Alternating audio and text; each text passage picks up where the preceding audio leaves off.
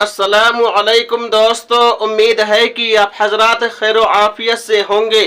अल्लाह रब्बुल इज़्ज़त आप लोगों को इसी तरह खुशहाल रखे, आमीन। फतावा देवबंद 786 यूट्यूब चैनल में आपका खैर मकदम इस्तकबाल है। दोस्तों, तरावीह की नमाज पढ़ने से पहले अगर कोई शख्स वित्र पढ़ लेता है तो बाद में तरावीह की नमाज पढ़ सकता है या नहीं, इस बारे में उलमाए देवबंद का फतवा क्या कहता है, आइए बगैर किसी तमहीद व ताखीर के एशिया की अजीम दीनी व इल्मी मरकज़ दारुल उलूम देवबंद का फतवा और जामिया उलूम इस्लामिया अल्लामा मोहम्मद यूसुफ बिन नूरी टाउन का फतवा देख लेते हैं, सुन लेते हैं। सवाल, इमाम इशा की नमाज के बाद वित्र पहले पढ़ ले तो क्या तरावीह पढ़ा सकता है? जवाब, रमज़ान मुबारक में सुन्नत तरतीब तो यही है कि इशा की फर्ज नमाज और दो सुन्नतों के बाद पहले तरावीह पढ़ी जाए, फिर वित्र की नमाज अदा की जाए। लेकिन अगर किसी ने वित्र की नमाज तरावीह से पहले अदा कर ली तब भी तरावीह की नमाज पढ़ सकता है और पढ़ा भी सकता है, अलबत्ता कसदन ऐसा ना करे क्योंकि यह खिलाफ सुन्नत है। फ़क़त अल्लाहु आलम। दारुल इफ्ता जामिया उलूम इस्लामिया अल्लामा मोहम्मद यूसुफ बिन नूरी टाउन।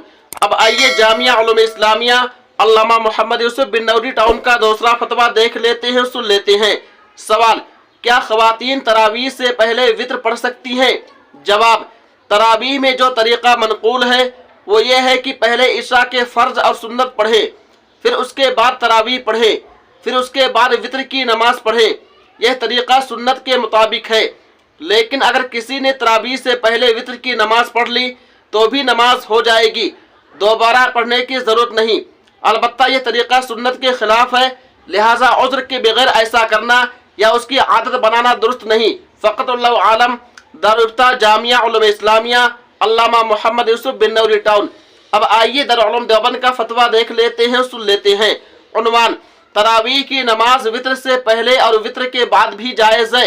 सवाल, 29 तारीख को रमज़ान का चाँद नजर नहीं आया, लोगों ने इशा की नमाज और वित्र वगैरह सब पढ़ लिए, रात को तकरीबन 11 बजे ऐलान होता है कि कल का रोज़ा होगा, ऐसी सूरत में तरावीह का क्या होगा?